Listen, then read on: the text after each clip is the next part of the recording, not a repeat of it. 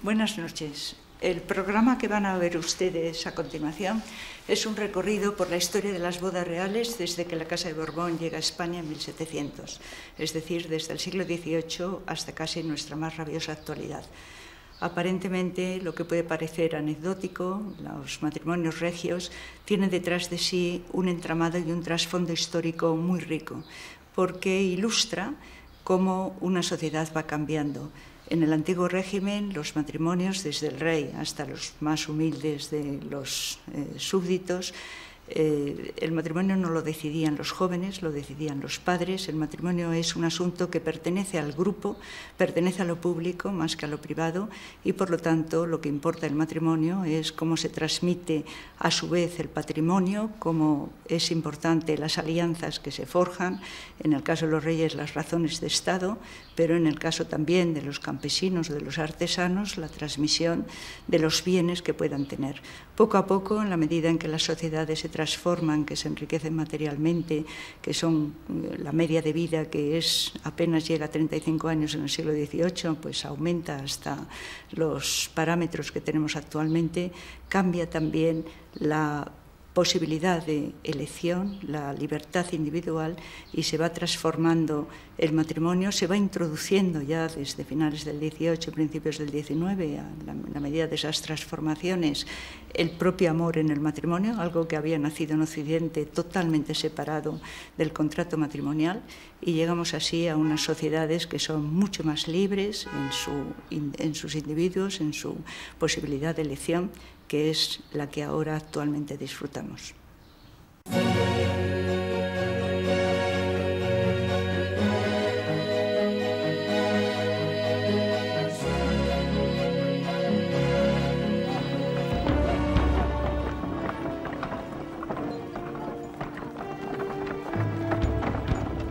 Aunque aún conservaba intactos los dominios americanos a finales del siglo XVII, el imperio español ya solo era una sombra de su antiguo esplendor. Las guerras con Francia e Inglaterra, potencia emergente, habían debilitado enormemente al que fuera el más poderoso ejército del mundo. A pesar de ello, el recuerdo de sus pasadas glorias aún permanecía vivo. Al dar comienzo el siglo XVIII, la monarquía española pasa por una de sus crisis más profundas debido al problema sucesorio. Carlos II, llamado el Hechizado, moría sin haber conseguido dar un heredero al trono de España. Dos casas reales pugnan por la sucesión. En la Casa de Austria, el aspirante era el archiduque Carlos. En la Casa de Borbón, el candidato se llamaba Felipe de Anjou, nieto de Luis XIV, el rey sol de la entonces todopoderosa Francia. En su testamento, tras muchas dudas y presiones, el último rey de los Austrias se decide por el Borbón, con la condición de que la corona española no pudiera unirse a la francesa. Tenía Felipe V 17 años cuando fue coronado. Los españoles, que estrenaban un nuevo siglo y una nueva dinastía, reciben la llegada del primer Borbón con esperanza. Su apostura contrasta con la enfermiza estampa del monarca anterior. Quiere ver el pueblo en el azul de sus jóvenes ojos, la señal de un cambio, la apertura hacia nuevos tiempos. Era la época de la monarquía absoluta y, por lo tanto, el poder soberano que el rey ejerce es superior a todo poder interno y totalmente independiente de poderes externos. Aunque como hijo menor del delfín de Francia, Felipe no había sido educado para ser rey, pronto se verá inmerso en las tremendas dificultades que entrañaba el gobierno. Llamado el Animoso por su entrega en las batallas, Felipe V pronto comprende que una de sus primeras obligaciones como soberano es la de contraer matrimonio para asegurar la sucesión. La elección no era fácil. Después de examinarse escrupulosamente el perfil de las posibles candidatas, la elegida para compartir el trono de España sería una encantadora joven de 13 años, Luisa Gabriela de Saboya. Poderosas razones de Estado aconsejaban a la Casa de Borbón sellar una alianza con la Casa de Saboya, para asegurarse así el apoyo del duque de esta casa real en contra de las aspiraciones de la Casa de Austria. el rey designó al marqués de Castelrodrigo como embajador para pedir la mano de la princesa. El marqués hizo su solemne entrada en Turín el 8 de septiembre de 1701. Felipe V escribía así a su prometida en una carta, acompañada con su retrato como era costumbre, al enterarse de que el acuerdo había sido firmado. No deseo enviaros mi retrato, señora, sino deciros lo impaciente que me encuentro para poder expresaros personalmente, sin intermediarios, los sentimientos que experimento hacia vos. Se celebró el enlace por poderes en la capilla del Santo Sudario de Turín. Manuel Filiberto de Saboya, tío de la contrayente, actuó como apoderado del rey de España. Luisa Gabriela respondía a la carta de Felipe de esta manera. No podía recibir de manera más agradable el retrato de vuestra majestad que viéndolo acompañado de la carta con la cual os habéis designado honrarme. Uno y otra me son infinitamente preciosos, y suplico humildemente a vuestra majestad me crea, más que nadie, mi señor, su muy modesta y muy afectuosa servidora y prima. La comitiva se dirigió a Niza, territorio entonces del duque de Saboya. Desde allí partió la ya reina de España por mar hacia Barcelona. A partir de entonces iría acompañada en todo momento por su camarera mayor, la princesa de los Ursinos, quien como agente de Luis XIV jugaría un papel decisivo en la política española. Hubieron de desembarcar en Marsella, pues a Luisa Gabriela no le sentaba bien el viaje por mar. Se decidió continuar el viaje por tierra y así tomar el camino hacia Figueras, localidad gerundense donde tendría lugar la ratificación del matrimonio de don Felipe. Estaba tan impaciente Felipe V por conocer a su joven esposa que se desplazó de incógnito a la frontera francesa. Se acercó al carruaje real, vestido de forma sencilla, y lo escoltó durante algún tiempo recreándose en la vista de la señora. Debió apresurarse después el joven monarca para llegar a tiempo de cambiarse de ropa y recibir a su mujer oficialmente en el palacio preparado para ello.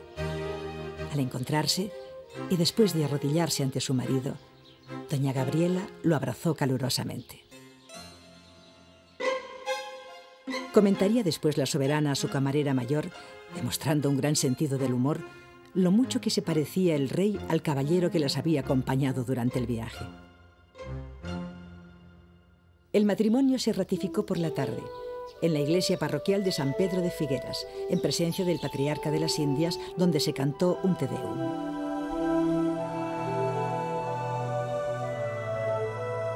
A pesar de su corta edad, circunstancia que hay que comprender teniendo en cuenta las pocas esperanzas de vida de la época, un contemporáneo destaca como virtudes de Luisa Gabriela. La gracia y viveza, el gran chiste en lo que decía, la mucha nobleza en lo que pensaba, el garbo y la gran prontitud en sus operaciones.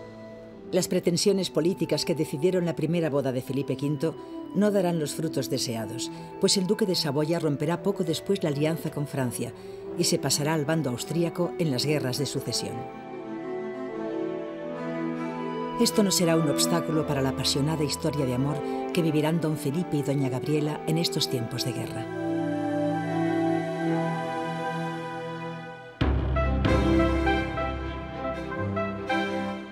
El día 8 entran los reyes en Barcelona. Tuvieron lugar solemnes besamanos a los que asistieron todas las autoridades del Principado.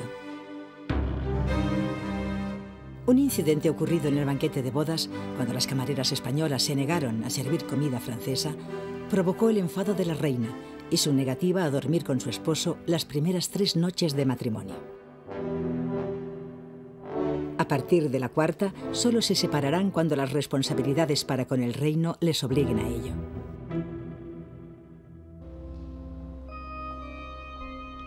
Las velaciones del matrimonio tuvieron lugar en la iglesia de Santa María del Mar.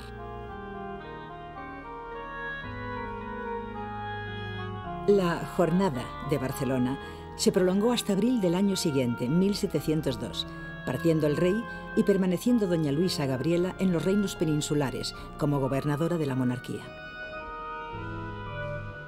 Mientras que el soberano empezará pronto a manifestar los primeros síntomas de una enfermedad depresiva que se irá acrecentando, Luisa Gabriela de Saboya pasará a la historia con el sobrenombre de la Reina del Corazón de Fuego, por su entrega a la causa de la monarquía española. Y es que en España y en Europa se ha declarado una guerra entre dinastías que desangra los territorios y vacía las arcas del Estado. Las llamadas guerras de sucesión tienen su origen en la negativa a aceptar el testamento de Carlos II por parte del candidato austríaco, quien, como Carlos VI de Austria, aspira a la corona de España. Siempre aconsejada por la princesa de los Ursinos, la saboyana tendrá que asumir la regencia en ausencia del rey, cuando éste se ve obligado a abandonar la corte por imperativos bélicos.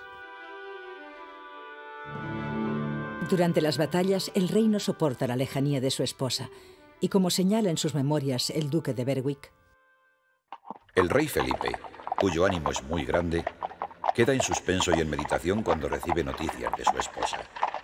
Su amor por ella parece muy intenso, y su alegría se desborda cada vez que acuerda celebrar una entrevista en algún punto del camino que les separa, cosa que hace con frecuencia.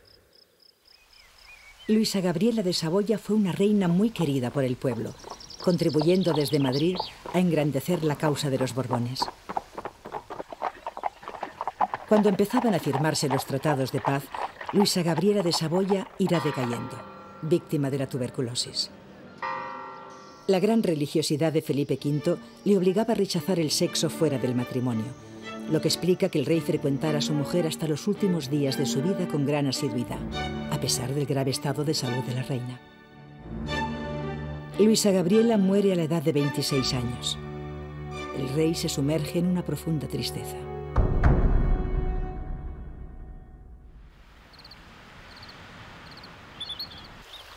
Aunque la sucesión estaba asegurada, Luisa Gabriela dejaba 3 varones vivos, parecía necesario pensar en una segunda boda. Pesaban para ello tanto razones de Estado como otras de carácter personal que tenían en cuenta el temperamento fogoso del monarca.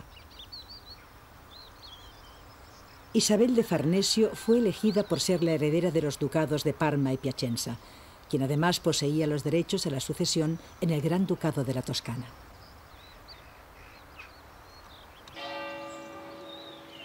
Obtenido el beneplácito de su abuelo, Luis XIV, Felipe V se casó por poderes con Isabel de Farnesio el 16 de septiembre de 1714, en la Catedral de Parma. Actuaba como apoderado del rey el duque de Parma, don Francisco I. El abate Alberoni, ministro parmesano de la corte de Felipe V, había aconsejado a la princesa de los Ursinos que se optara por Isabel de Farnesio, entre otras razones, por su carácter suave y manejable. Pero la realidad iba a demostrar lo contrario. La princesa de los Ursinos, que había influido notablemente para que esta boda tuviera lugar, había firmado así su propia sentencia de muerte. El monarca acababa de contraer matrimonio con todo un carácter. También la navegación le sentaba mal a la nueva esposa de Felipe V, y habiendo embarcado la reina en el puerto de Sestris, hubo de bajar en Génova para continuar el viaje por tierra. Al llegar a los Pirineos, doña Isabel hizo una parada en Po para hacer una visita a su tía, doña Mariana de Neoburgo, la viuda de Carlos II. Mariana de Neoburgo, sospechosa de simpatizar con el bando austríaco, había sido desterrada a este lugar por el Borbón, para así neutralizar sus intrigas. Antes de que ambas se despidieran en Saint-Jean-Pied-de-Port, la reina viuda conversó largamente con su sobrina y la previno contra la influencia de la princesa de los Ursinos sobre el rey.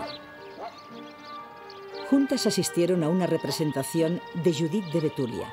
El sentido era claro.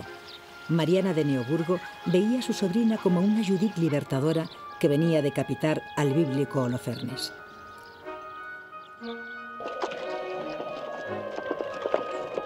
En Roncesvalles tuvo lugar la ceremonia de entrega de la reina.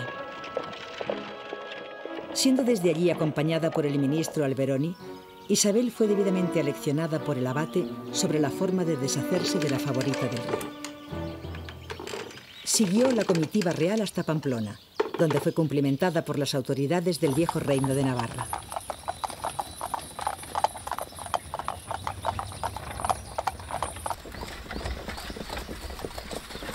Isabel de Farnesio continuó su viaje hasta Jadraque, provincia de Guadalajara, donde la esperaba la princesa de los Ursinos como adelantada de Felipe V, sin sospechar cuáles eran los propósitos de la nueva reina. Al atardecer llegó Isabel a su alojamiento, donde la camarera mayor la invitó a entrar en sus aposentos. Se cogieron de la mano y se cerró la puerta tras ellas. Los cortesanos oyeron palabras fuertes y después algún grito.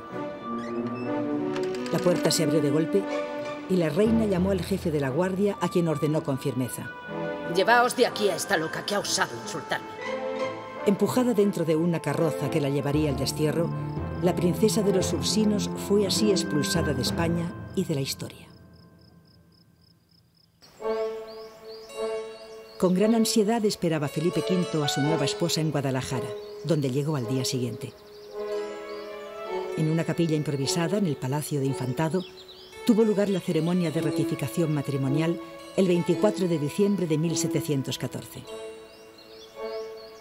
El embajador francés Saint-Simon nos relata así aquel momento. El rey dio la mano a la reina, condújola en el acto a la capilla donde su matrimonio se ratificó y desde allí a su cámara, en la cual, en el acto, y siendo las 6 de la tarde, ambos se metieron en la cama, que no dejaron hasta cerca de la medianoche para asistir a la misa del gallo.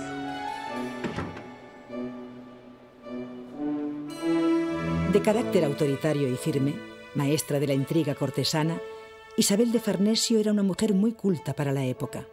Además, estaba muy bien dotada para la equitación y la caza, las dos grandes aficiones de su marido, además del sexo. En una época en que la mujer se vio obligada a utilizar las únicas armas de que dispone, gobernó así Isabel haciendo buen uso de sus habilidades amatorias, para poder hacer realidad sus grandes ambiciones políticas, teniendo siempre al soberano de su lado. Fue este un matrimonio muy ventajoso para los intereses de la corona española, pues a la muerte de sus dos tíos, sin hijos, la herencia Farnesio recayó sobre la reina de España. El gobierno de Isabel recuperó en gran medida la influencia de España en Europa, después de los tratados de Utrecht, que habían otorgado a los austríacos la influencia sobre Italia, en contra de los deseos de los propios italianos, que preferían la tradicional influencia hispana. Isabel tuvo 4 hijos y 3 hijas. Empleó todas sus fuerzas en favorecer el destino de sus vástagos en competencia directa con los primeros herederos al trono, que eran hijos de la Saboyana. El infante don Luis, primogénito de Luisa Gabriela de Saboya, había nacido en la mañana del 25 de agosto de 1707, en el Palacio del Buen Retiro. Debido al problema de esterilidad sufrido por la dinastía anterior, no nacía ningún heredero al trono en España desde hacía más de 46 años. Por ello, el nacimiento del primer Borbón en suelo español fue muy celebrado. Saint-Simon hizo un fiel retrato del primer príncipe de Asturias. Es alto, delgado, rubio, endeble, pero sano. Ama la caza, tira bien y baila de maravilla. Parece que gustará de las mujeres, que será devoto. Vive muy sujeto, callado y discreto. Como consecuencia de las disputas dinásticas entre Austria y la corona por el Tratado de Cambrai, España busca la reconciliación con Francia, para de esta forma defenderse de la hostil Inglaterra. Esta nueva reconciliación con Francia quedó sellada con el matrimonio del príncipe de Asturias, don Luis de Borbón, con la hija del duque de Orleans, regente de Francia. El enlace fue anunciado en octubre de 1721, en el Real Sitio de la Granja. Además, se concertaba también la boda entre Luis XV, rey cristianísimo de Francia, que era por entonces un niño de corta edad, y María Ana Victoria, la hija de 4 años de Felipe V e Isabel de Farnesio, llamada popularmente la Marianina. Isabel había crecido junto a su padre, el duque de Orleans, en el Palais Royal. La educación licenciosa de la joven princesa chocará fuertemente con la rígida etiqueta que imperaba en la Casa Real española. Concertado el matrimonio y comunicada la aceptación de la corte de Versalles a través de su embajador en Madrid, los reyes españoles desearon dar muestras de su alegría mandando cantar un solemne Te Deum en la iglesia de Nuestra Señora de la Fuencisla de Segovia. En los últimos días de octubre de 1721, el duque de Osuna, designado como embajador extraordinario, se hallaba en París para solicitar la mano de la princesa.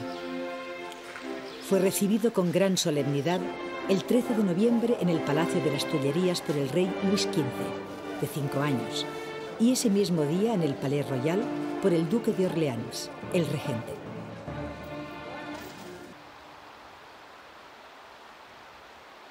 El 9 de enero de 1722 fueron intercambiadas las princesas en la isla de los Faisanes, sobre el río Bidasoa. Después de dedicarse los saludos que marcaba el protocolo, cada una siguió su camino.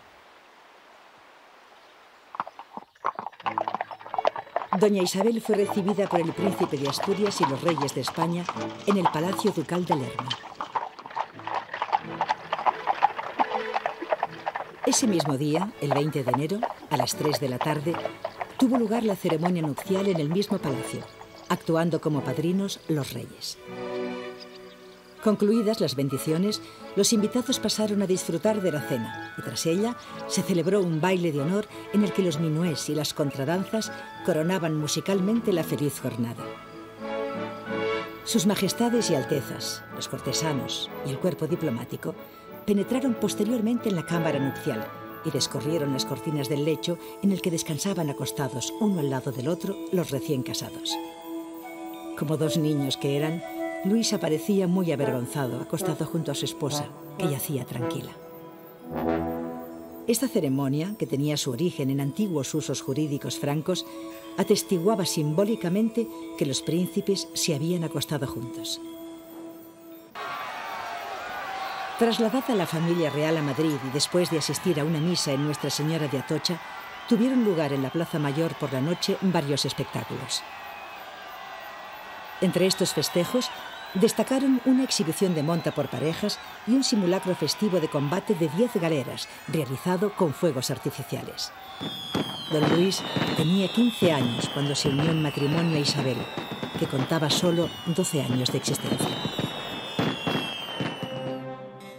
A pesar de la pasión que Felipe V siente por su esposa, Isabel de Farnesio, de quien no se separa más que para confesarse, el rey sigue acusando los devastadores efectos de una psicosis que a los 40 años lleva camino de convertirle en un maníaco depresivo. El rey, enfermo, decide retirarse para abdicar a favor del príncipe de Asturias, que ya cuenta con 17 años y que reinará con el nombre de Luis I. Pero el nuevo rey no es precisamente feliz en su matrimonio. La corta edad y la libertina educación de la princesa produjeron el desencuentro. El embajador inglés, Stanhope, describía así las correrías de la niña Isabel. No hay nada que justifique la conducta inconveniente de la reina. A sus extravagancias como jugar desnuda en los jardines de palacio, a su pereza, desaseo y afección al mosto, a sus demostraciones de ignorar al joven monarca, responde el alejamiento cada vez más patente de don Luis hacia ella. A los 6 meses de su llegada al trono, el jovencísimo rey contrae la enfermedad del siglo, unas viruelas que acabaron con su vida. Doña Isabel se redimió de sus faltas permaneciendo a su lado hasta la muerte y exponiéndose al contagio que pudo acabar también con su vida. La atolondrada princesa se convertía así en viuda a los 14 años, cuando estaba empezando a vivir. En París las cosas cambian radicalmente cuando el duque de Borgoña sustituye al de Orleans en la regencia. La Marianina es de vuelta a España, pues su corta edad imposibilitaba la rápida descendencia que anhelaba el nuevo regente. Isabel de Farnesio, furiosa y siempre en la lucha por colocar a sus hijos en tronos europeos, insistió para que su marido, a pesar del deterioro físico por el que atravesaba, volviera a sentarse en el trono, mientras el infante don Fernando, hijo menor de la Saboyana, que por entonces contaba solo 11 años, era tutelado por un consejo en espera del momento adecuado para gobernar.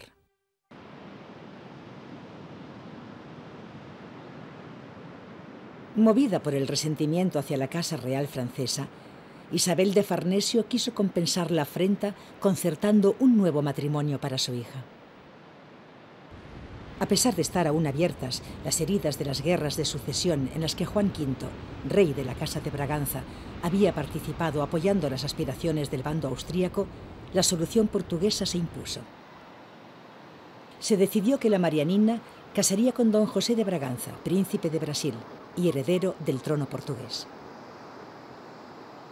Al mismo tiempo, se concertaba el matrimonio del príncipe de Asturias, don Fernando de Borbón, heredero del trono de España, con doña Bárbara de Braganza, hermana mayor del príncipe. Educada por su madre, la reina Mariana, con esmero, la infanta portuguesa era una joven dotada de natural inteligencia y amor al estudio. Hablaba varios idiomas y tenía una pasión arrebatada por la música. Sin embargo, el físico no acompañaba. La fealdad de la princesa era imposible de disimular. Se produjeron por ello retrasos en el habitual trueque de retratos.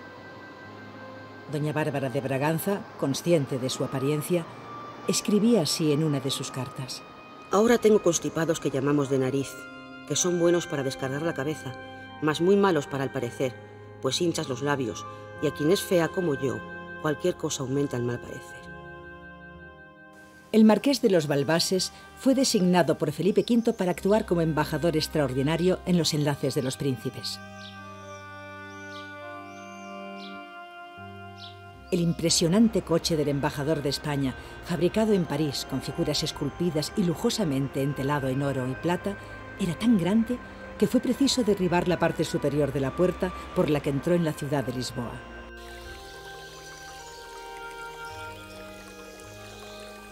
Las capitulaciones matrimoniales de Bárbara de Braganza se firmaron en la capital portuguesa el 10 de enero de 1728.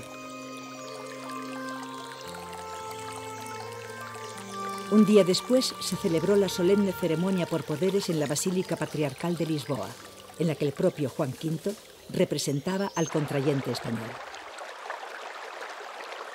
Debido a la gravedad del estado de salud del rey de España, Felipe V, no se procedió al intercambio de princesas hasta el mes de enero de 1729. La ceremonia de entrega tuvo lugar en un puente construido para la ocasión, sobre el río Calle, que sirve de frontera natural entre ambas coronas. Don Fernando, príncipe de Asturias, no pudo disimular su decepción. Al contemplar la fealdad de su flamante esposa, sintió que había sido engañado. La familia real española regresó después a Badajoz, donde habían sido alojados previamente, y en la catedral de la ciudad se ofició un Te Deum cantado por la Capilla Real, trasladada para ello a la ciudad extremeña. Don Fernando pronto descubrió en doña Bárbara, bajo una poco agraciada apariencia, a una esposa dotada de una gran humanidad, que encajaba perfectamente con su propia naturaleza.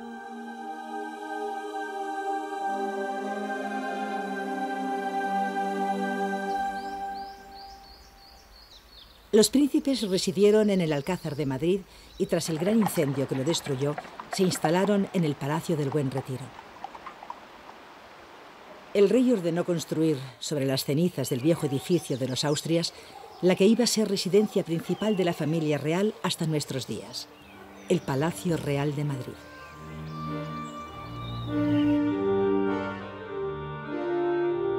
Mientras tanto, la corte de Felipe V se ha trasladado al sur. En los reales alcázares de Sevilla o en la Alhambra de Granada, el rey encuentra alivio para sus males. En 1746 muere Felipe V. La impronta modernizadora que el primer Borbón ha traído a España con los decretos de nueva planta tendrá un importante desarrollo en el gobierno de sus descendientes. Había llegado la hora del gobierno de Fernando VI. Seguramente sin el apoyo de su esposa, Bárbara de Braganza, al melancólico y tímido Borbón, esta empresa le hubiera resultado demasiado difícil. Aconsejado por excelentes ministros como José de Carvajal o el Marqués de la Ensenada, el reinado de Fernando VI fue uno de los más equilibrados y prósperos de la historia de España. Los españoles disfrutaban el periodo más largo de paz desde hacía 2 siglos.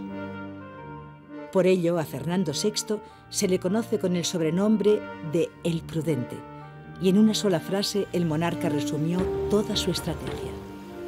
Paz con todos y guerra con nadie. Fernando VI y Bárbara de Braganza se amaron profundamente y su relación podría haber sido perfecta. Solo una cosa perturbaba la felicidad de la pareja.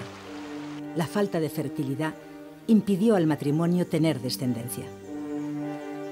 Ambos buscaron consuelo en Aranjuez, donde la reina pudo dar rienda suelta a su gusto por la música. El Palacio Real, construido a las orillas del Tajo, era el escenario preferido para asistir a los conciertos de los artistas amados por la reina, el compositor Scarlatti y el cantante Farinelli, el castrado.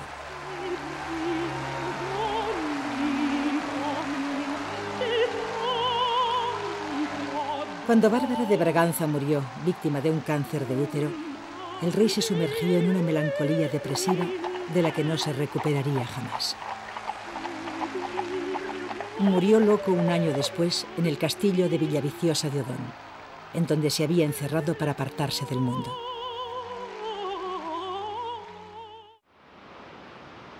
Durante la Guerra de Sucesión polaca, Isabel de Farnesio había colocado a su hijo Carlos al frente de las tropas que debían recuperar Nápoles, plaza italiana perdida por España después de los tratados de Utrecht. En una misiva, la reina animaba a su hijo de la siguiente manera. Ve y vence. La más bella corona de Italia te espera. Tras la derrota de los austríacos, Carlos VII se instaló en el trono de las 2 Sicilias cumpliendo el mandato de su madre. Se dedicó con prontitud a la construcción de palacios como Capodimonte o Caserta. Carlos tenía 20 años y empezaba a sentir la necesidad de compartir aquel hermoso reino con alguien. Desde Nápoles, el nuevo rey escribía así a sus padres.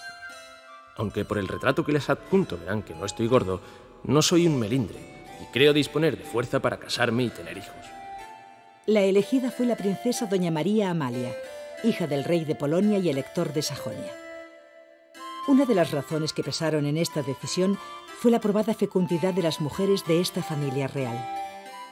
María Amalia iba a cumplir 14 años y al ver su retrato, Carlos se dirigía de nuevo a sus padres por carta. La princesa es muy grande para su edad, muy bien hecha y sería yo hombre de mal gusto si no me hubiese gustado. El embajador de España en Viena se trasladó a la corte de Dresde, donde tuvo lugar la ceremonia de petición de mano, y un día después, el 9 de mayo de 1738, los desposorios por poderes de don Carlos y doña María Amalia de Sajonia. El hermano de la novia y candidato al trono, Federico Cristian, actuó como apoderado del rey de las 2 Sicilias. Después de la ceremonia, tuvo lugar un gran baile de gala que abrió doña Amalia con su padre. Tras los festejos ofrecidos por la ciudad de Dresde, partió de la capital sajona la nueva reina de las 2 Sicilias, acompañada por un nutrido cortejo. Después de cruzar los territorios de la República de Venecia, María Amalia de Sajonia se encontró con su esposo en Portella, situada en la línea divisoria entre los confines de los estados pontificios y el reino de Nápoles. El rey don Carlos la estaba esperando en un lujoso pabellón preparado para recibirla. El matrimonio se ratificó allí mismo, por el cardenal Acquaviva. Lo que ocurrió después lo contó don Carlos en una carta a sus padres. Me coloqué con ella en la silla de postas, donde hablamos todo el tiempo y amorosamente hasta Frondi. Allí comimos en la misma silla y después seguimos nuestro viaje hasta Gaeta. Nos acostamos a las 9 de la noche. Temblábamos los dos, pero...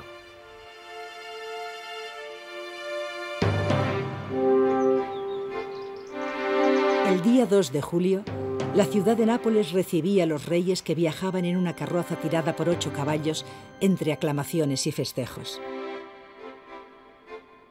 Los soberanos rezaron largamente en su magnífica catedral. Don Carlos anunció su intención de fundar, como conmemoración de su enlace, una orden dinástica bajo la advocación de San Genaro, el patrono de Nápoles. Una radiante María Amalia, enamorada de su esposo desde el primer día, escribía a sus suegros poco tiempo después: Tenéis, majestades, un hijo del cual podéis enorgulleceros. Como rey, se dice sin cesar que es respetado y muy amado por sus súbditos. Como esposo mío, que es por la gracia de Dios nuestro Señor, no me cabe más que aseguraros que acaba de ser su gracia la que ha bendecido mi vida. Fueron tiempos muy felices para don Carlos y doña Amalia. El rey, monógamo por naturaleza, fue siempre fiel a su esposa. Un contemporáneo escribió: Me llamó la atención que en la cámara del rey no existiera lecho alguno, pues éste se acuesta siempre con la reina. El matrimonio disfrutó durante aquellos años de la caza, de la pesca y de la maravillosa naturaleza de la campiña napolitana. La reina amaba a los pájaros y era gran fumadora de tabaco habano. Adoraba los bailes de carnaval y fue ella la que trajo a España la costumbre de montar el Belén en las casas durante la Navidad. Con el tiempo la pareja llegó a tener 13 hijos, pero a 5 de ellos se los llevó la muerte prematuramente. Estas desdichas unieron más, si cabe, al matrimonio. La reina María Amalia fue una madre ejemplar. Se entregó personalmente a la educación de sus hijos y era ella misma quien reprendía a los infantes cuando estos hacían alguna travesura. Los accesos de mal genio que sufría la reina regularmente eran recibidos por su esposo con ternura y sentido del humor. Nada perturbaba la armónica relación del matrimonio. Pero la felicidad no es eterna. 25 años después de su llegada al trono, don Carlos tuvo que abandonar su reino italiano. Se iba a cumplir el gran sueño de su madre, Isabel de Farnesio. Uno de sus hijos ceñiría la corona de España.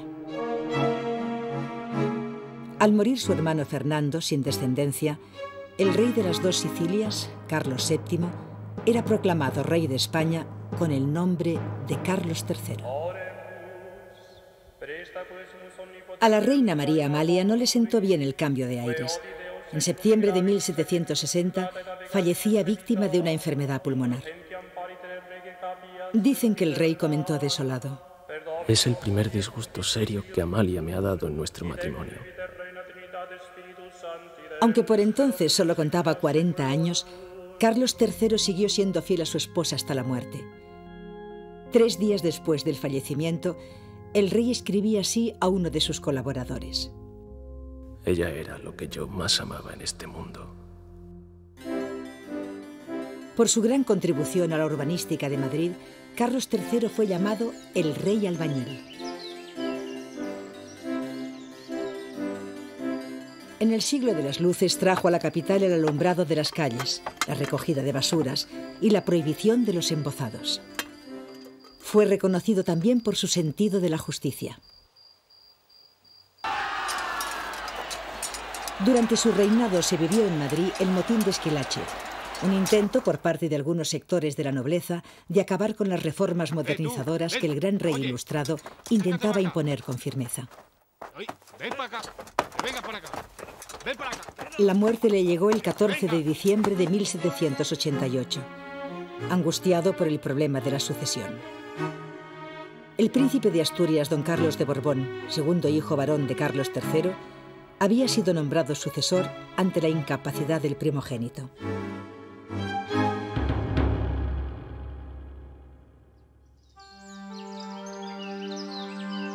La anciana Isabel de Farnesio había visto colmados sus anhelos una vez más con la elección de su sobrina, María Luisa de Parma, como candidata a convertirse en la futura reina de España. Después de obtener la correspondiente dispensa del Papa, ya que María Luisa y don Carlos eran primos hermanos, fue verificado el enlace por poderes en la Catedral del Ducado. El cortejo de la princesa, que entonces era una joven de tan solo 13 años, salió de Parma el 29 de junio de 1765, a las 4:30 de la mañana. una noticia funesta alcanzaba a María Luisa antes de abandonar Italia. Su padre, el duque, había muerto repentinamente víctima de unas viruelas. Doña María Luisa llegó finalmente a Guadarrama el 11 de agosto, donde fue recibida por su suegro, el rey don Carlos III, quien la acompañó en su propio coche hasta el real sitio de la granja de San Ildefonso. Esa misma noche se celebró la boda de la princesa italiana con un muchacho apocado que contaba entonces 17 años, el príncipe de Asturias, don Carlos de Borbón, quien reinaría con el nombre de Carlos IV. María Luisa, convertida en primera dama de la corte tras la muerte de Isabel de Farnesio, influyó notablemente en su voluntad. El príncipe Carlos era un hombre bueno y sencillo. Tras la muerte de Carlos III, España sufrirá uno de los períodos más difíciles de su historia. Francisco de Goya retrató en su obra maestra los caracteres decadentes de la corte de Carlos IV, quien contaba ya 40 años cuando llegó al trono. En 1800 inauguró así el genial pintor de la corte el violento y contradictorio siglo XIX, pintando magistralmente en Aranjuez a la familia real llamada a regir los destinos de la monarquía española. El rey abúlico posa impasible y bonachón. La reina María Luisa nos mira con gesto altivo. Junto a los reyes, entre otros personajes, el sucesor, el infante don Fernando.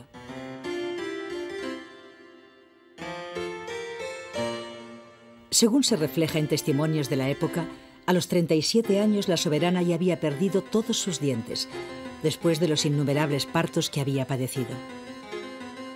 A lo largo de su vida, María Luisa de Parma trajo al mundo 14 hijos y tuvo 10 abortos.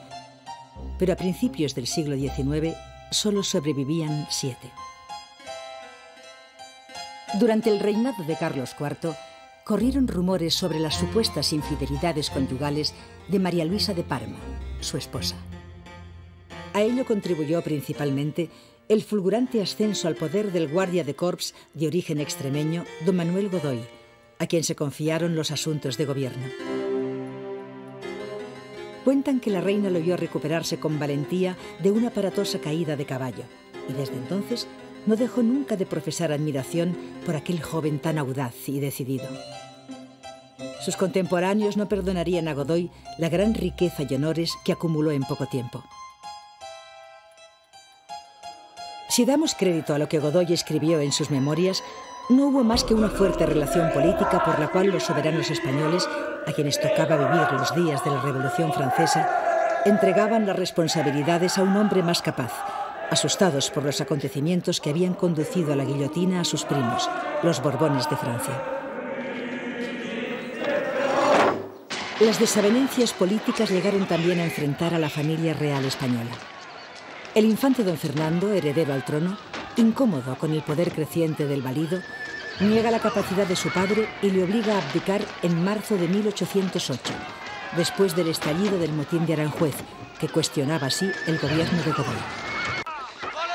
Estas diferencias serán aprovechadas por Napoleón para imponer en el trono a su hermano José Bonaparte y desplazar a los Borbones, que son trasladados a Francia. Carlos IV y María Luisa nunca volvieron a España. Ambos murieron en el exilio italiano. La reina fue asistida hasta el último momento de su agonía por su fiel Godoy.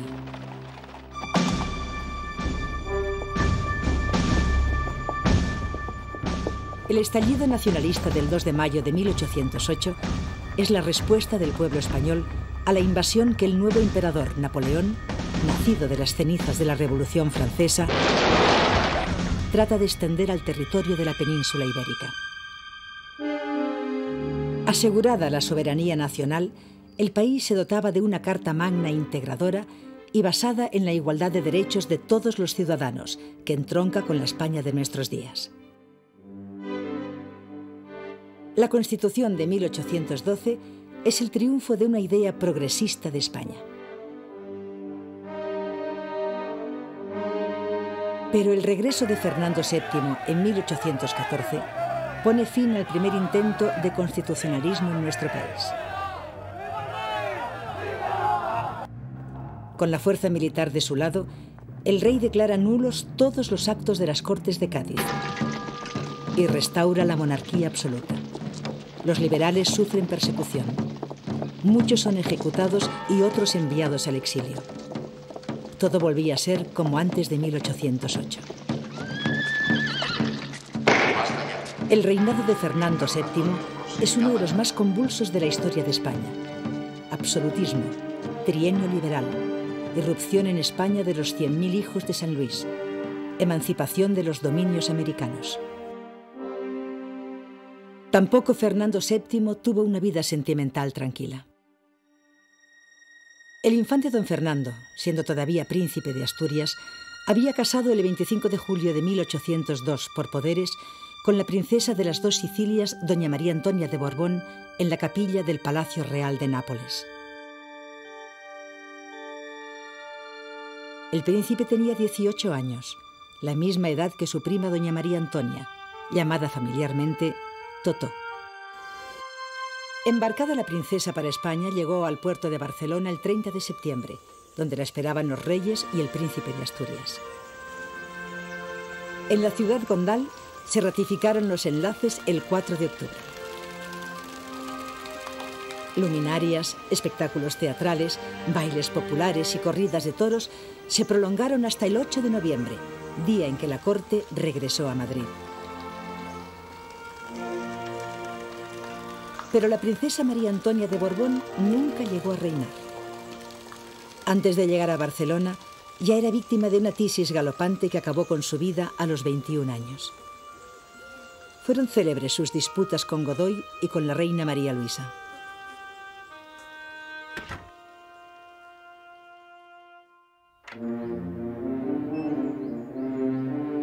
En 1814, después de que Fernando VII regresara al trono, se plantea la necesidad de que el rey vuelva a contraer matrimonio tras 8 años de viudedad.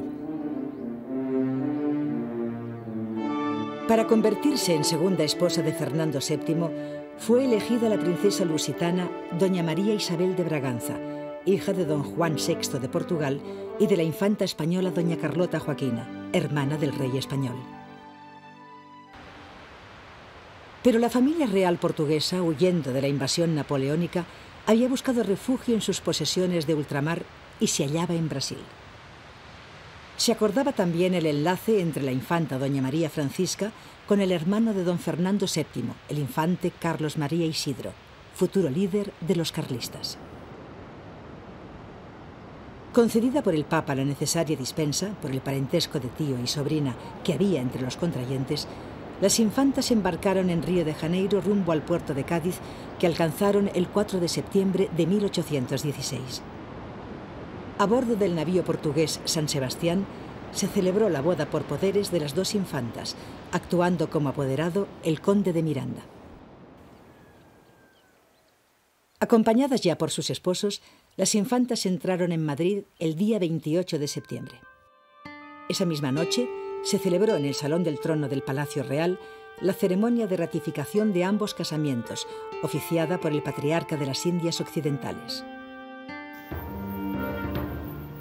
Por Madrid circulaban pasquines por aquellos días que se referían a la nueva reina y decían así: fea, pobre y portuguesa, chúpate esa. Así resumían los castizos las poco afortunadas circunstancias en las que la nueva reina tenía que afrontar su casamiento con el rey de España. Poco agraciada físicamente y sin dote, la princesa lusitana acababa de casarse con un hombre que acostumbraba a salir de palacio como embozado para pasar sus noches asistiendo a fiestas y saraos en el garito de Pepa la Malagueña y otros lugares parecidos. Hombre sin escrúpulos, Fernando VII había desaprovechado las circunstancias históricas que hubieran llevado a España hacia la modernidad, destruyendo las esperanzas de un pueblo que tras la cruel guerra de independencia había recibido al Borbón repuesto con el nombre del deseado. Pero no solo el pueblo, también sus esposas tuvieron que sufrirle. Harta de las infidelidades del rey, María Isabel lo esperó una noche vestida de manola, hasta altas horas de la madrugada, cuando regresaba de sus correrías, dispuesta a plantarle cara. Solo sirvió para que el monarca se mondara de risa. María Isabel de Braganza reinó poco más de 2 años y pasó como un alma en pena por la vida de su marido y la historia de España. Tuvo 2 partos. Del primero vino al mundo una niña que murió a los 5 meses de haber nacido. La segunda ni siquiera llegó a ver la luz. Se hallaba muerta en su vientre tras un complicado embarazo. Murió la reina María Isabel en diciembre de 1818 a consecuencia de una cesárea que devino en terrible hemorragia.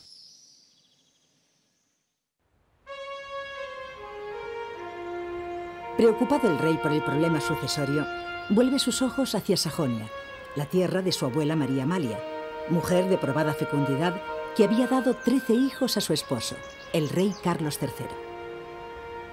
Pidió retratos de las hijas de Maximiliano, hermano del que era a la sazón elector de Sajonia, Federico Augusto I.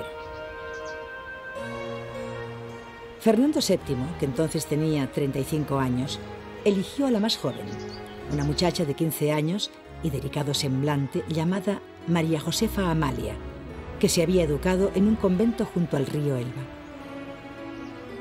El marqués de Cerralbo fue nombrado embajador plenipotenciario y enviado a la corte de Dresde, donde se verificó la petición de mano.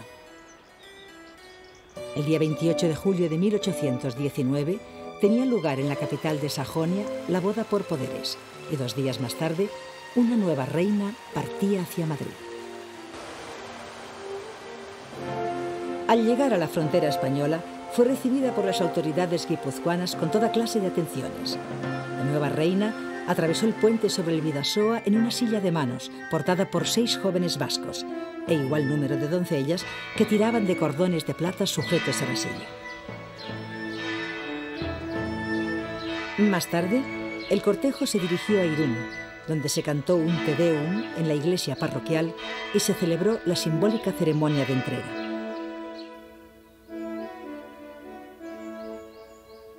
La ratificación del matrimonio se celebró a las 8 de la tarde del 20 de octubre del mismo año en el Salón de Embajadores del Palacio Real de Madrid. Ya por la noche, el rey se introdujo en los aposentos de la nueva reina, dispuesto a consumar el matrimonio, pero, según el marqués de Villaurrutia, la servidumbre palatina vio con asombro que su majestad, a poco de haber entrado en la regia alcoba, salió de ella más que deprisa, en paños menores y echando pestes. María Josefa, convencida de que las pretensiones de su marido eran un atentado contra su virtud, impidió al monarca volver a traspasar los umbrales de sus aposentos. Preocupado por la sucesión, Fernando VII se vio obligado a escribir al Papa para que interviniera en su matrimonio. Mi augusta esposa no entiende que ella es carne de mi carne y hueso de mis huesos. Por ello, es indispensable proporcionar a la reina un director espiritual que imprima en su ánimo sencillo la más justa y exacta idea de los deberes de una esposa para con su esposo. La reina no tuvo más remedio que vencer sus reticencias, pero lo hizo sin ningún entusiasmo. En este momento histórico, todos los estamentos sociales se mostraban descontentos con el gobierno de Fernando VII.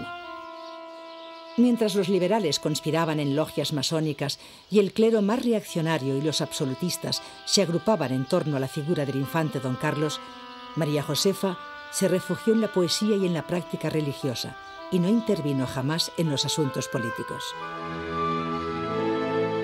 Murió de unas fiebres a los 10 años de llegar al trono. Tenía 25 años.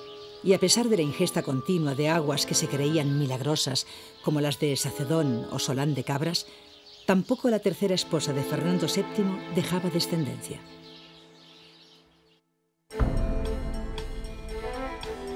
Las urgencias por el problema sucesorio hicieron aconsejable una nueva y rápida boda.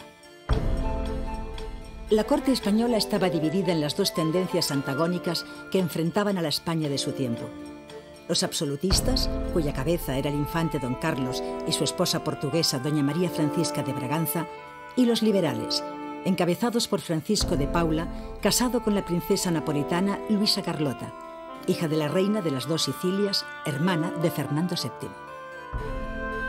Si el rey moría sin tener ningún hijo varón, la corona sería para don Carlos y España sería regida por la tradicional alianza entre el altar y el trono. Es una de las razones por las que Luisa Carlota aconsejó al rey viudo que casara con su hermana, María Cristina de Borbón, una hermosa mujer de 23 años que, según el criterio de la época, ya había entrado en la madurez y que pertenecía a una familia de probada fecundidad. El embajador extraordinario designado para pedir la mano de la princesa, don Pedro Gómez Labrador, entró en Nápoles el 6 de septiembre de 1829. En el Palacio Real asistió a la solemne renuncia de María Cristina al trono de las dos Sicilias, condición que exigían los tratados internacionales que habían hecho posible la entronización de la rama española de la Casa de Borbón en aquellos reinos.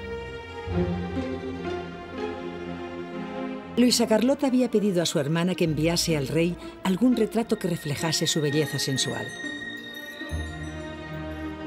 El rey, entusiasmado al recibirlo, salpicó el viaje de su prometida de cartas escritas en un tono muy castizo. Pichona mía, dueña mía, anoche antes de cenar recibí tu cariñosísima carta. ¡Qué rica, caramba!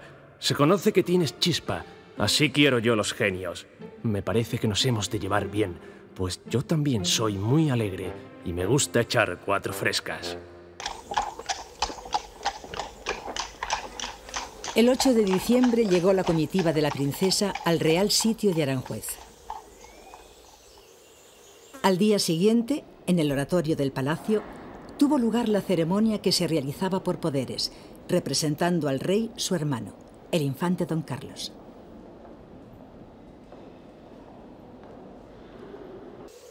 El día 10 llegó a Aranjuez el rey don Fernando VII para conocer a su mujer y abrazar a sus hermanos, los reyes de Nápoles.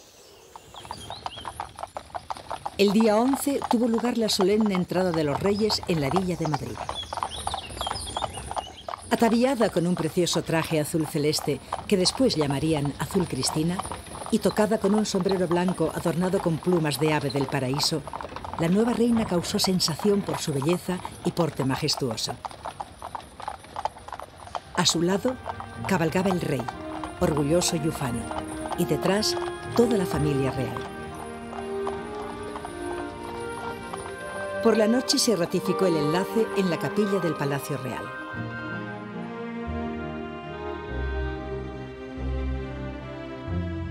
María Cristina conseguiría lo que no consiguieron sus anteriores esposas: acabar con las aventuras extramatrimoniales de Fernando VII, dulcificar su carácter y suavizar también el rigor de su política intransigente, consiguiendo la promulgación de numerosos indultos.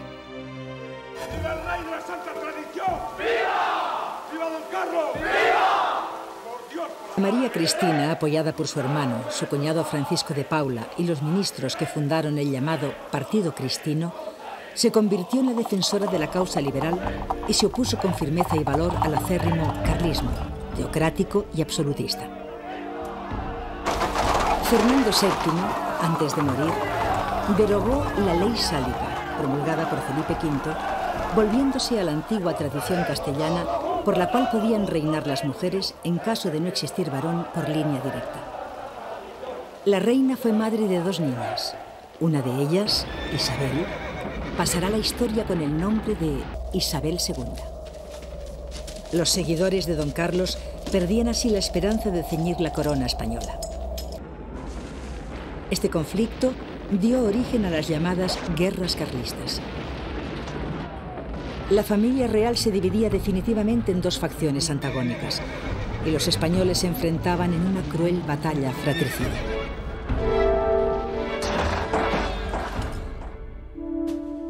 Finalizada la guerra, en España se abren nuevos períodos constituyentes. Estos están liderados principalmente por militares, quienes toman un total protagonismo en el gobierno de la nación. Tal es el caso del general Espartero, que asumió la regencia durante la minoría de edad de Isabel II. Terminada la regencia de Espartero, El gobierno provisional de don Joaquín María López propuso adelantar en un año la mayoría de edad de Isabel. En 1843, con 13 años, fue coronada reina de España.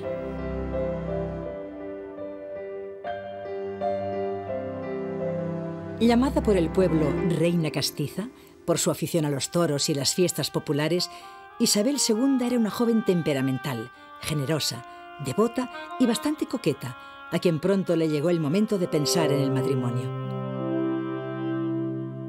El difícil equilibrio en el que se hallaban las potencias europeas del momento aconsejaba prudencia en la elección del que sería futuro rey consorte, algo nuevo en la corte española. Inglaterra patrocinaba un Coburgo, Francia un Orleans, y las dos Sicilias ofrecían para el enlace al conde Trapani. A pesar de que la Constitución de 1845 concedía a la reina el derecho a escoger marido, la reina madre, doña María Cristina, aconsejó el matrimonio con su primo, don Francisco de Asís, hijo de don Francisco de Paula y de la infanta Luisa Carlota. Tras la caída de 3 gobiernos a causa del matrimonio real, el gabinete Istúriz decidió un doble casamiento, el de la reina con su primo y el de la hermana de esta, la infanta Luisa Fernanda, con el duque de Montpensier, quinto hijo del rey francés. La solución suponía el triunfo parcial de las tesis francesas. En el Salón del Trono del Palacio Real de Madrid tuvo lugar el doble enlace, ya que se casaron juntas las dos hermanas. A la izquierda del trono se instaló un altar en el que oficiaba el patriarca de las Indias. La reina Isabel II y su madre, doña María Cristina, ocuparon el trono. 4 grandes de España salieron del salón a recoger a los novios que entraron posteriormente acompañados de sus comitivas. Al conocer a su primo, Isabel perdería la ilusión por completo. La reina castiza se casaba siguiendo lo que aconsejaban las razones de Estado, en contra de lo que su propio corazón le reclamaba. A las 10 de la mañana del día siguiente, los reyes pasearon por Madrid en la llamada carroza de la corona y por la noche asistieron en el Teatro de la Cruz a una función que tocaba el tema de los amores contrariados, los amantes de Teruel, de Hartzenbusch. Doña Isabel, popular, campechana y alegre, no encajó nunca con la personalidad del rey consorte, muy circunspecto, cultivado y serio. Las tempranas desavenencias entre la pareja dieron pábulo a todo tipo de rumores. La corte de Isabel II, reina que hizo gala de un carácter profundamente español, fue una mezcla de políticos arribistas y personalidades milagreras, como Sor Patrocinio, la monja de las llagas, que ejerció de consejera, o el confesor de la reina, el padre Claret.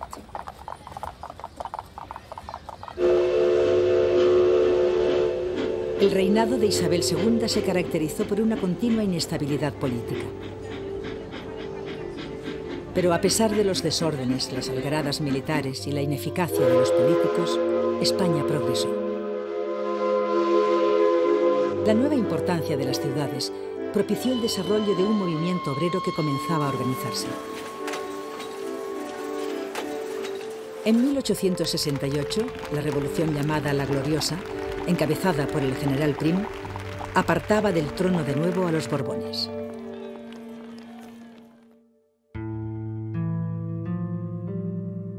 Isabel II se exiliaba a Francia después de 35 años de gobierno. Los reyes vivieron a partir de entonces en domicilios separados. El heredero de Isabel II, el príncipe Alfonso, vivió en el exilio asistiendo a las clases del colegio vienés teresiano, la escuela militar de Scharnhorst y las lecciones de su preceptora, la marquesa Sofía, que completaron una exquisita educación. Alfonso había crecido inteligente y despierto, aglutinando en torno a su figura las esperanzas y algunos estamentos de la sociedad española que veían en la restauración de los Borbones la solución a los problemas que seguían dividiendo a los españoles. Por otro lado, el futuro rey estaba llamado a protagonizar una de las leyendas románticas más arraigadas en el corazón popular de la historia de la monarquía en nuestro país.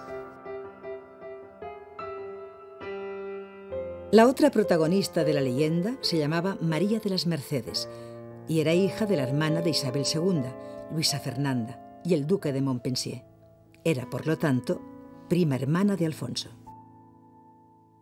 La infancia de la princesa había transcurrido en Andalucía, a donde su familia se había trasladado por presiones que acusaban a su padre, el duque, de intrigante.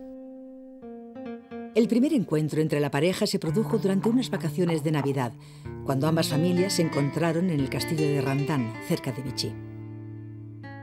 Alfonso tiene 15 años y 12 tan solo María de las Mercedes. El joven príncipe queda hechizado por el salero de la princesa, la gracia con la que baila sevillanas y el acento andaluz que le hace añorar su patria. Años más tarde, Alfonso recordaba así el primer encuentro con Mercedes. Mercedes apareció ante mis ojos como la imagen perfecta de la felicidad y la virtud. El enamoramiento había sido mutuo. Al despedirse, Mercedes le dijo a su primo: Un día te llamarán los españoles y te despertarás siendo rey y todos regresaremos a España. El 14 de enero de 1875, en un caballo blanco como había profetizado su prima, entró en Madrid Alfonso XII. Al despedirse de María de las Mercedes, Alfonso le había dicho: Mercedes, espérame. Me esperarás, ¿verdad? Tras el fracaso de la Primera República, Alfonso XII es proclamado rey de España en Sagunto por el general Martínez Campos. Conseguía así el gobierno de Cánovas del Castillo una restauración pacífica de la monarquía borbónica en España. Físicamente ágil y atlético, Alfonso era el prototipo de príncipe liberal de la época. El nuevo rey se sentía impaciente por partir hacia el norte y ponerse al frente del ejército para combatir a los carlistas.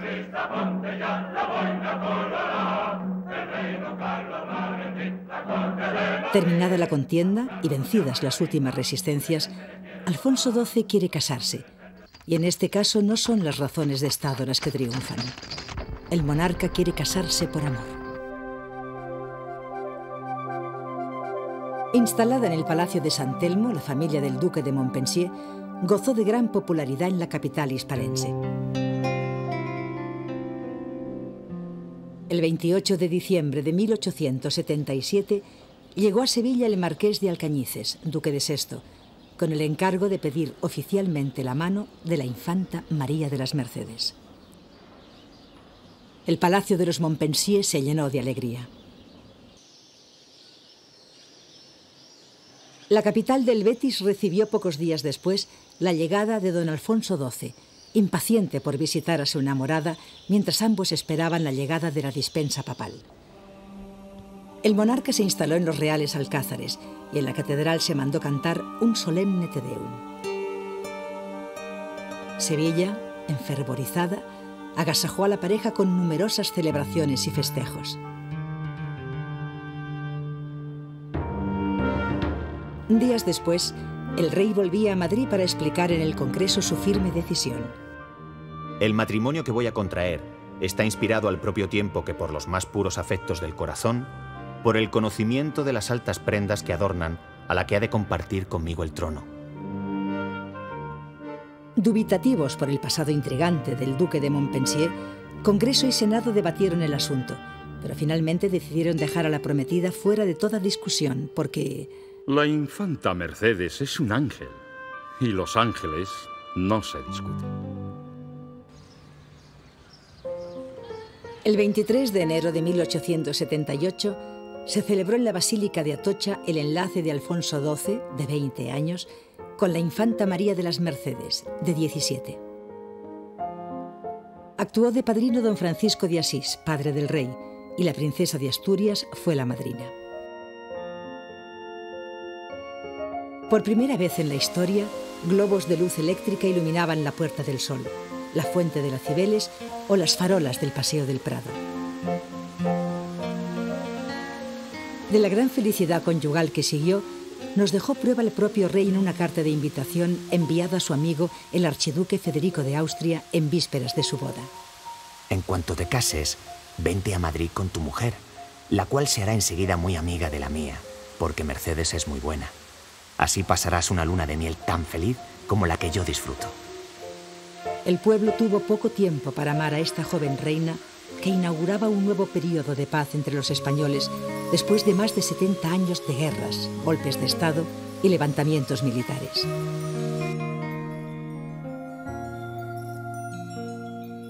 La hermana del rey, la infanta doña Eulalia, dejó escrito en sus memorias: aquella historia de amor era quizá demasiado bella para ser duradera. 5 meses después de la boda, María de las Mercedes moría víctima de unas fiebres tifoideas, dejando una leyenda tras de sí. El rey Alfonso XII, después de haber conocido tanta felicidad, no tiene más que una obsesión: olvidar. A finales de julio, consumido por el dolor, el rey se hace afeitar la cabeza y las patillas y se traslada al Escorial. Por la noche vaga por el monasterio como una sombra, sin poder abandonar el lugar donde se halla enterrada su esposa, la capilla escorialense. La infanta Eulalia también dejó constancia de ello. Costó esfuerzo sin cuento hacerle abandonar el Escorial. Desde entonces cambió el carácter de mi hermano y adquirió la falsa alegría de quienes ocultan una profunda tristeza.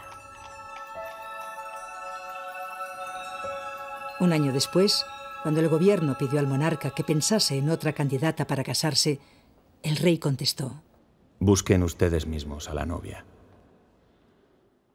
La novia propuesta era delgada y angulosa. Tenía un porte muy distinguido y su comportamiento había sido irreprochable. Se trataba de María Cristina de Austria, un año menor que el rey y sobrina del emperador Francisco José. El diplomático Augusto Conte fue designado ministro plenipotenciario en Viena con instrucciones claras del rey. Entérate de cómo es. No pretendo que posea una extraordinaria hermosura. Basta con que sea agradable, discreta y bien educada, según comentan. Averigua todo esto y escríbeme directamente lo que vayas observando.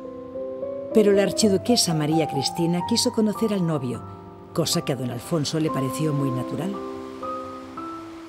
Por ello, se concertó una entrevista entre el rey y la candidata que tuvo lugar el 22 de agosto de 1879, en Arcachón, lugar de vacaciones en la costa atlántica francesa. En esta primera visita, solicitó el rey la mano de María Cristina. El viaje a España, de la que pronto sería reina, se inició el 17 de noviembre por ferrocarril.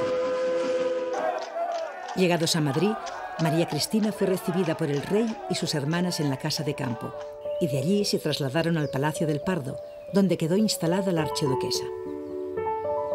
Al anunciarse el compromiso, muchos españoles pensaron que el rey iba a casarse con una monja, ya que María Cristina ostentaba el título de abadesa del Real Convento de Canonesas de Praga, cargo que no comportaba obligaciones religiosas. Doña María Cristina permaneció en el Pardo 5 días. Desde allí se dirigía así al gobierno de la nación.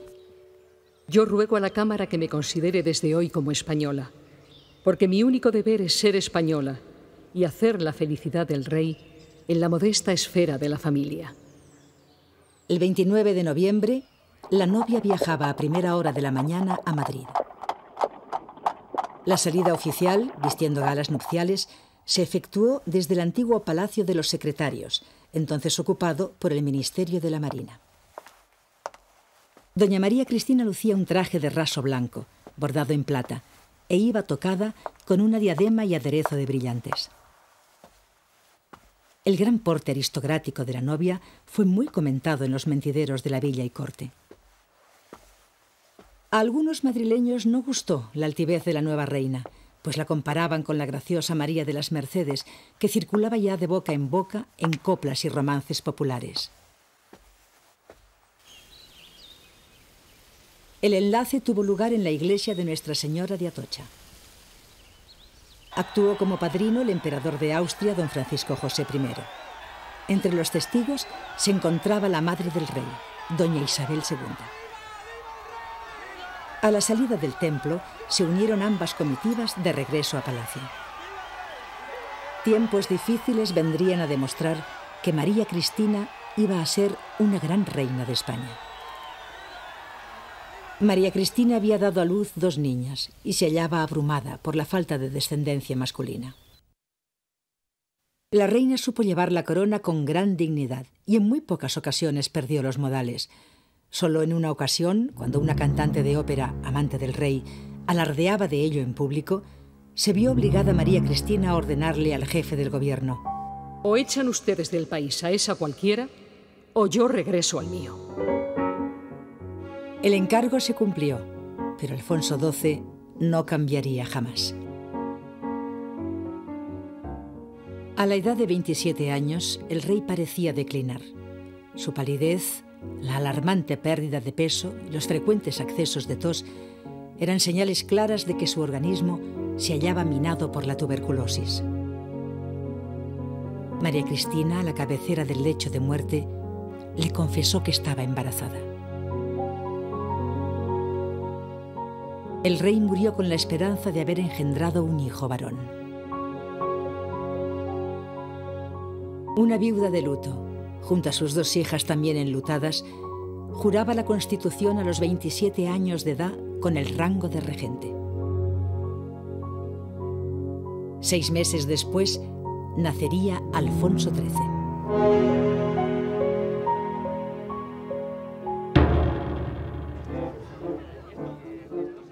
Durante la minoría de edad del sucesor, la reina, llamada por sus detractores Doña Virtudes, por no conocérsele defecto alguno, hubo de enfrentarse a problemas tan graves como la catástrofe colonial del 98, que dejó a España sumida en un triste sentimiento de derrota.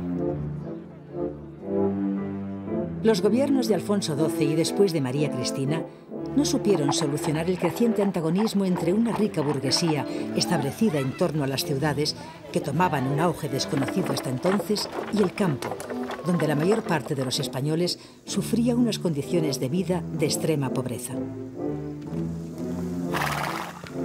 Los gobiernos de Cánovas y Sagasta se sucederán durante este periodo no a merced del voto popular, sino gracias a lo que secretamente habían acordado ambos políticos en el llamado Pacto del Pardo. Las elecciones, desvirtuadas por el caciquismo, terminarían vaciando de contenido democrático al régimen político de la Restauración. Declarada su mayoría de edad, Alfonso XIII juró la Constitución el 17 de mayo de 1902 en el Congreso de los Diputados. En la corte comenzó a celebrarse un nada discreto baile de nombres de princesas, entre las cuales tendría que elegirse a la que vendría a ocupar el trono de España como reina consorte.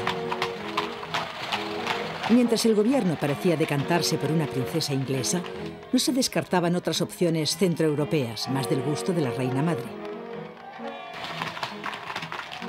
Superada ya la época del intercambio de retratos, el nuevo rey quería conocer a la novia antes de decidirse. No me casaré con una fotografía. Quiero ver a mi futura esposa y ser yo quien la escoja. A tal efecto, se organizó a mediados de 1905 un viaje por Europa con el fin de que Su Majestad, Alfonso XIII, se entrevistara con las princesas casaderas del momento. El 5 de junio llegó don Alfonso a Inglaterra, invitado por el rey Eduardo VII. Se pensaba entonces que Patricia de Connaught, una de las sobrinas del monarca británico, era la más firme candidata al trono. Pero el encuentro entre don Alfonso y Patricia fue bastante frío. Por la noche se celebró una cena de gala en el Palacio de Buckingham. Contra toda expectativa, el rey se fijó en una belleza rubia, de formas redondeadas, también sobrina del rey británico. La propia reina Victoria Eugenia contaría así lo sucedido. Él estaba sentado entre mis 2 tías, la reina Alejandra y la princesa Elena. Yo veía que el rey preguntaba quiénes éramos cada uno de los invitados. Cuando llegó a mí, preguntó: ¿Y quién es aquella muchacha con el pelo casi blanco? Victoria Eugenia, de belleza natural y temperamento bondadoso y sencillo, se había educado en la rigidez de la corte victoriana. A pesar de las recomendaciones de su tío, el rey Eduardo VII, piensa que los españoles son gente dura y el tronco de ese país se asienta sobre una tierra agitada y convulsa. Ena, como era llamada familiarmente esta muchacha de 17 años, debió sentirse fascinada al confirmar que el mejor partido de la realeza europea del momento se había fijado en ella. Años más tarde recordaría: la primera impresión que me causó don Alfonso fue la de un hombre alegre y simpático, muy meridional. De marcada apariencia regia, el rostro de Alfonso XIII aunaba características borbónicas, como la nariz, con un mentón prognático típico de los Austrias. La educación de don Alfonso había sido completamente diferente a la de Victoria. Como Churchill había notado al conocer al futuro monarca, educados sin las asperezas de la enseñanza pública, profesores, obispos y generales se presentaban a cada hora y se apostaban en cada sendero de su vida juvenil. Rodeado de aduladores había crecido don Alfonso, y su madre no supo ver el peligro que aquello entrañaba. Este primer flechazo de Alfonso XIII sería el comienzo de un noviazgo que terminaría en boda. De nada iba a servir un posterior viaje a Berlín y Viena. La decisión estaba tomada ya en el corazón del rey, y ni siquiera su madre pudo convencerle de los peligros que podría conllevar la unión que el fogoso don Alfonso XIII proponía. El rey estaba dispuesto a soslayar todos los obstáculos. Después de un breve intercambio epistolar que fue acrecentando la pasión, los enamorados se encontraron el 25 de enero de 1906 en Biarritz. Alfonso XIII le dijo a Victoria Eugenia: ¿sabía usted que no iba a olvidarla cuando salí de Londres?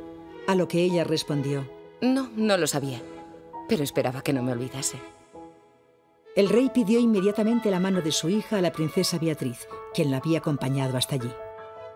Ese mismo día, el rey envió un telegrama a su madre, doña María Cristina. Me he comprometido con Ena. Abrazos, Alfonso. El primer gran escollo que se oponía a la realización de este enlace era el religioso. Un mes más tarde, tenía lugar en el Palacio de Miramar, en San Sebastián, una ceremonia íntima, en la que Victoria Eugenia de Battenberg recibió las aguas bautismales de la mano del obispo católico de Nottingham. La futura reina abrazaba así la fe católica y renunciaba a toda aspiración sobre el trono británico. Pero no era este el único ni el más grave de los obstáculos que desaconsejaban este matrimonio. Unos días antes de la boda, la princesa se trasladó a Madrid y estableció su residencia en el Palacio del Pardo, donde la víspera se procedió a la firma de esponsales. Por aquellos días habían aparecido unas octavillas por las calles de Madrid en las que se amenazaba de muerte al rey, pero Alfonso XIII se negó a dejarse amedrentar, mantuvo la fecha de la boda y se limitó a reforzar las medidas de seguridad. El día señalado para el casamiento salió Victoria Eugenia del Ministerio de Marina, vestida con un manto blanco de encaje y una diadema con las flores de lis, regalo de don Alfonso. La radiante belleza de la novia causa admiración y recibe vítores y piropos durante el trayecto. En los alrededores del templo se congregaba una multitud ansiosa por contemplar el espectáculo. La boda entre Alfonso XIII y Victoria Eugenia de Battenberg se celebró en la iglesia de San Jerónimo el Real de Madrid el 31 de mayo de 1906. Fueron los padrinos la reina madre, doña María Cristina, y el infante don Carlos de Borbón dos Sicilias. La iglesia de los Jerónimos se encontraba repleta de gente, miembros del gobierno, numerosas representaciones diplomáticas y miembros de las familias reales europeas. Las nubes de incienso llegaban hasta la bóveda, dándole a los asistentes un aire irreal.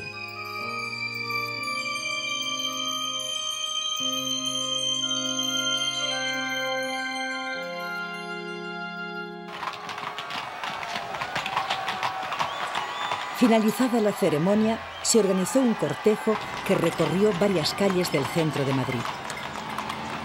La multitud impedía el tránsito de las carrozas. Se gritaba: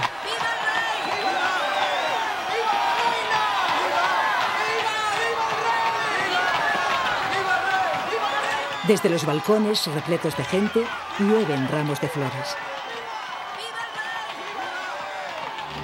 Uno de esos ramos es lanzado por el anarquista Mateo Morral desde el número 88 de la calle Mayor al paso del coche de la Corona. Tras los primeros momentos de confusión y pánico, el rey tranquiliza a los políticos y cortesanos que se acercan a interesarse por su estado y el de la reina. Los reyes habían salido ilesos del atentado que se había perpetrado contra ellos. Para trasladarse a palacio, la pareja real debe cambiar de coche, pues uno de los caballos del carruaje de la Corona ha sido alcanzado por la bomba. La reina Victoria Eugenia, pálida y sin aliento, contempla su capa manchada con la sangre de un guardia que agoniza a su lado. El conde de Romanones, entonces ministro de la Gobernación, relató así su experiencia.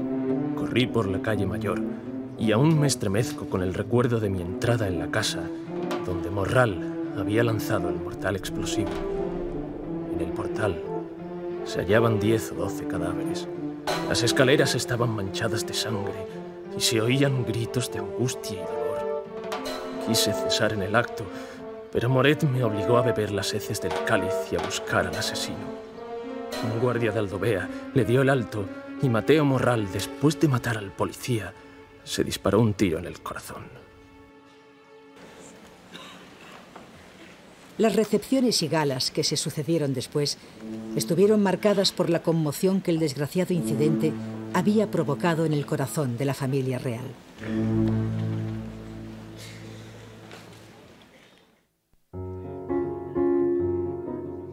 Durante el reinado de Victoria Eugenia, las costumbres de la monarquía española se europeizaron. La reina marcaba la moda que era seguida con fervor por la aristocracia. Durante sus vacaciones en San Sebastián, llegó a escandalizar a los más puritanos luciendo trajes de baño que dejaban al descubierto parte de las piernas, cuando aún era inconveniente mostrar los tobillos.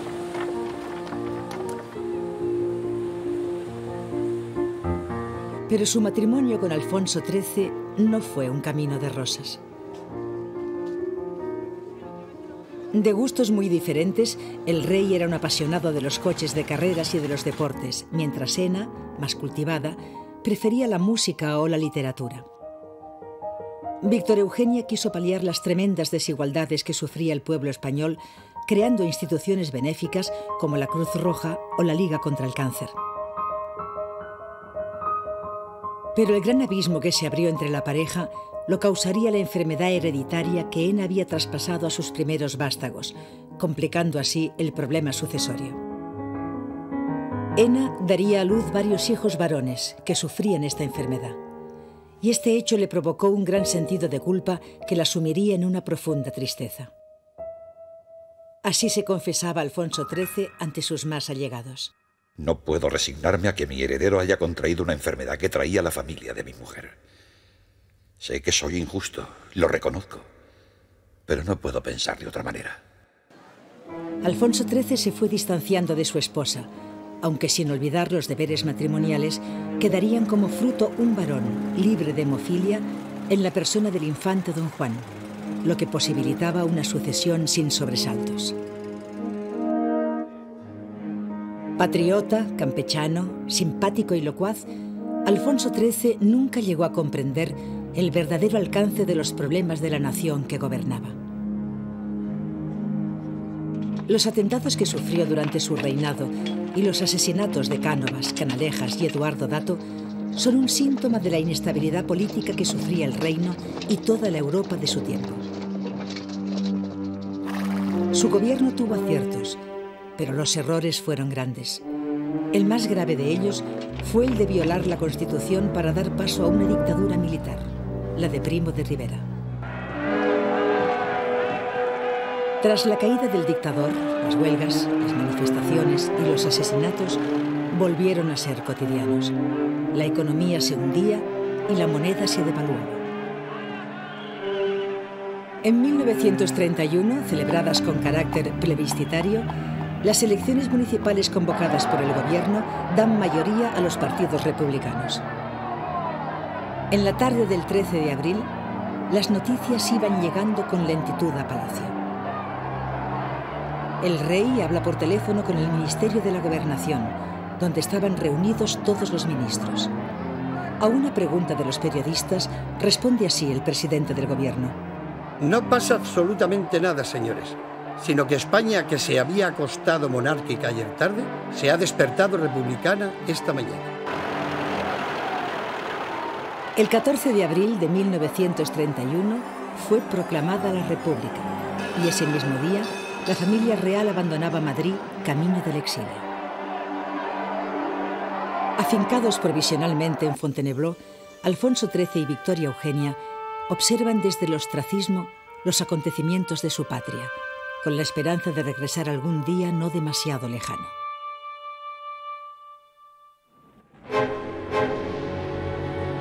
El levantamiento militar del 18 de julio de 1936 contra la legalidad republicana desencadena el comienzo de la contienda. Después de 3 años de lucha fratricida en la que murieron más de 1 millón de españoles y otros tantos fueron al exilio, Franco toma el poder y establece una dictadura militar que se prolongará en el tiempo, apartando del trono a los Borbones hasta la muerte del dictador. El 28 de febrero de 1941, en Roma, moría Alfonso XIII, a la edad de 54 años. La misma enfermedad que había matado a su madre, una angina de pecho, acabó con su vida.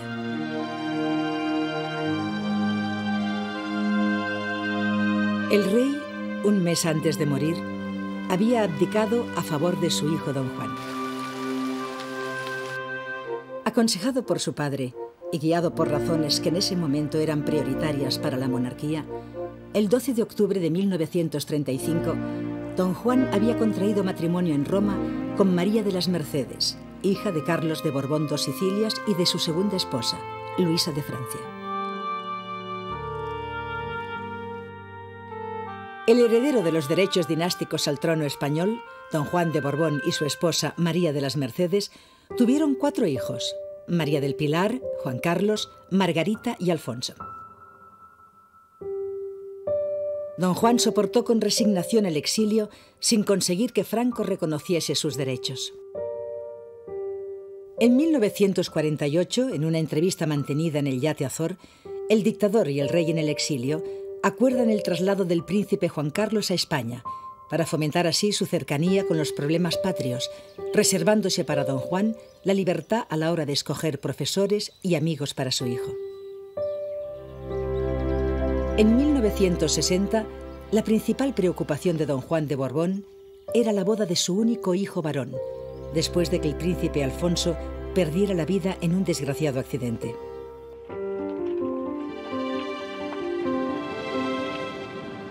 Juan Carlos de Borbón y Sofía de Grecia se habían conocido en 1954, durante un crucero por las islas griegas, organizado por la reina Federica con otros familiares de la realeza. Después del crucero, los príncipes habían coincidido algunas veces más, en Württemberg durante una boda y en Nápoles durante las Olimpiadas de 1960. El 8 de junio de 1961, Juan Carlos y Sofía coincidieron en Londres, con motivo del enlace de los duques de Kent, primos de Isabel II.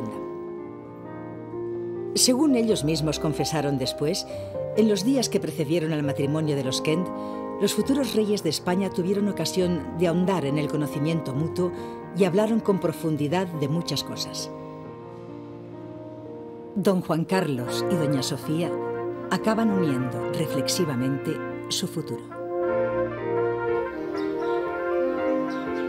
Habiendo renunciado a sus derechos al trono heleno, doña Sofía y don Juan Carlos contraen matrimonio en Atenas, el 14 de mayo de 1962. La ciudad acogió el esplendoroso acontecimiento con devoción. El enlace fue presenciado por más de 5.000 monárquicos españoles, desplazados desde la península y representantes de numerosas casas reales.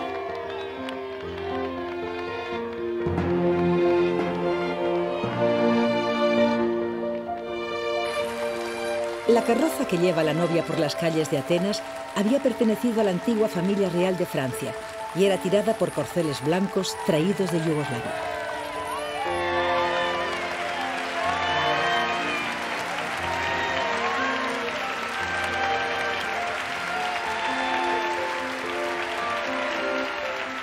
La novia vestía un traje de corte clásico, confeccionado en lamé plateado blanco, recubierto de tul y encaje antiguo. Se tocaba con un velo de su madre, la reina Federica, que se ajustaba la cabeza con una diadema de brillantes de estilo imperio que había pertenecido a la casa real de los Hannover. 8 princesas de sangre real sostuvieron la larga cola de la desposada. El arzobispo de Atenas, Monseñor Printesi, ofició la ceremonia católica. Come lo manda nuestra Santa Madre de Iglesia Católica y Apostólica. Sí, quiero. Escuchando música de Händel, abandonaron los novios la pequeña catedral ateniense.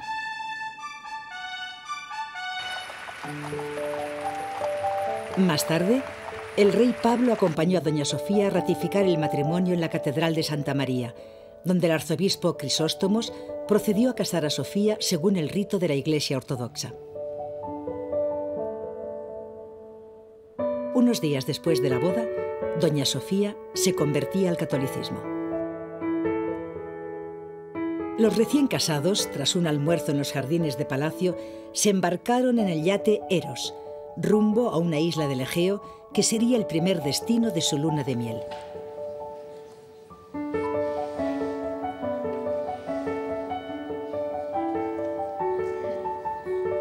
Don Juan Carlos y doña Sofía han sido padres de 3 niños: el príncipe de Asturias, don Felipe de Borbón, y las infantas Elena y Cristina. El 22 de noviembre de 1975, don Juan Carlos I es proclamado rey de España.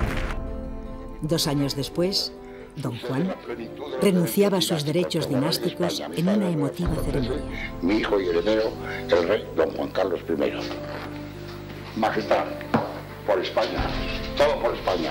¡Viva España! ¡Viva el rey! Don Juan nunca llegó a reinar, pero siempre estuvo al lado de Juan Carlos, aconsejándole en los momentos más difíciles y trasladándole toda su experiencia y talante democrático.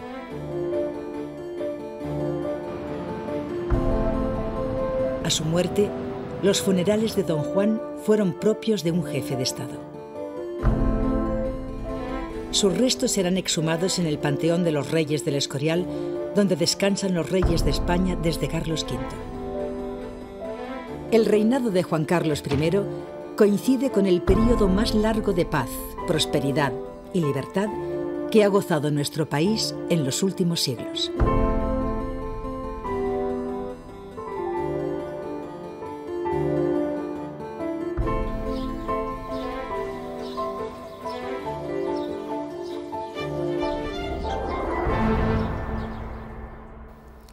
Estamos en el siglo XXI, en una sociedad desarrollada que tiene nuevos problemas, nuevos retos, pero nada que ver con los de los 2 siglos anteriores. Nunca hay ganancias absolutas en la historia.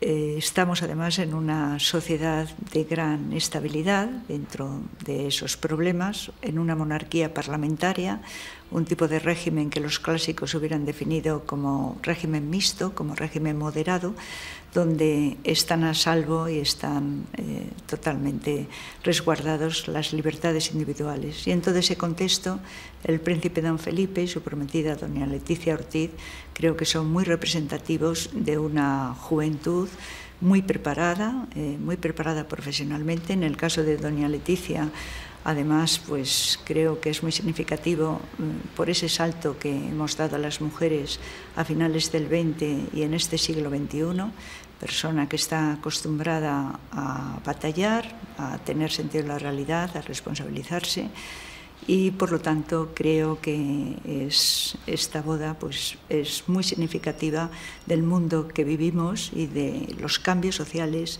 que hemos tenido, creo que en un sentido positivo en general.